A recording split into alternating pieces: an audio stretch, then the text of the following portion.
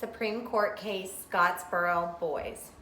It was March 25, 1931, when 9 African-American teenagers, also known as the Scottsboro Boys, were aboard a Southern Railroad freight train in northern Alabama.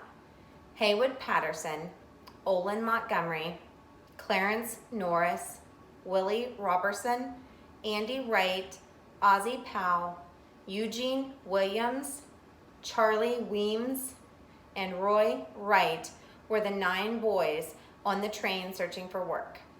Among the 9 boys were 2 white women, Victoria Price and Ruby Bates.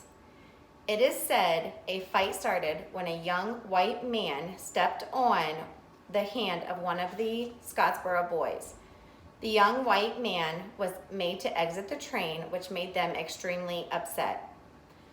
The freight train was headed for Paint Rock, Alabama, and by the time it arrived, there was a mob waiting to arrest the Scottsboro boys and charge them with assault.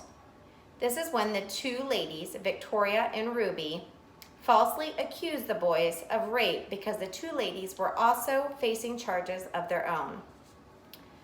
The boys became known as the Scottsboro Boys after the original cases were tried in Scottsboro, Alabama. This was because the trials drew such regional and national attention. On April 9, 1931, 8 of the 9 boys were convicted of rape and sentenced to death. Roy Wright, the youngest boy at 13 years old, was granted a mistrial because of his age. Protests began and the U.S. Supreme Court stepped in 1932 demanding a retrial, saying the young men didn't receive adequate legal representation. The first U.S. Supreme Court case began in 1932, known as Powell v. Alabama, number 287 U.S. 45. Due to the rule of denying the aid to counsel to persons charged with felony, the question the court was asked was, did the trials violate the Due Process Clause of the 14th Amendment? The decision was 7-2 for Powell. The court held that the trials denied due process because the defendants were not given reasonable time and the opportunity to secure counsel in their defense. Hughes Court decided the decision through Justice George Sutherland. This case was an early example of national constitutional protection in the field of criminal justice.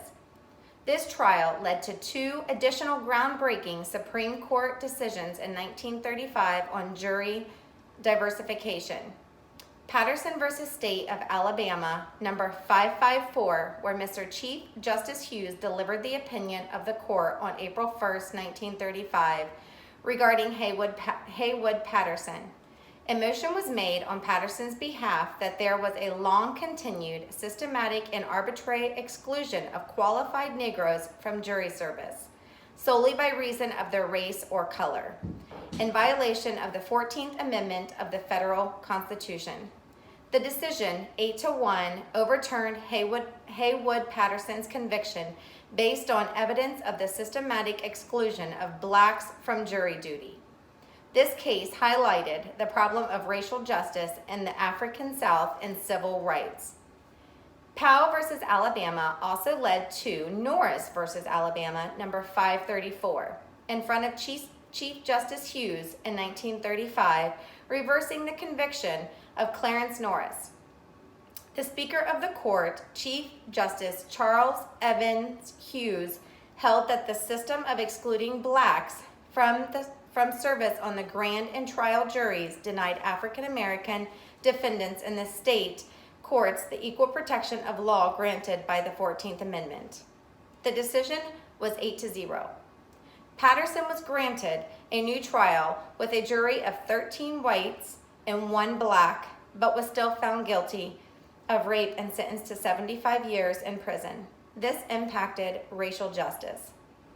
The Scottsboro Boys case impacted the start of the civil rights movement and led to important rights for the criminal defendants. The U.S. Supreme Court majority opinion determined the 9 Scottsboro boys were denied a fair trial due to violating the Due Process Clause of the 14th Amendment. Although the 9 boys served over 100 years in prison combined, the court overturned the original guilty verdicts, and it was decided they were falsely accused of raping the 2 white women on the train. These cases also held racial justice for jury duty. Thank you.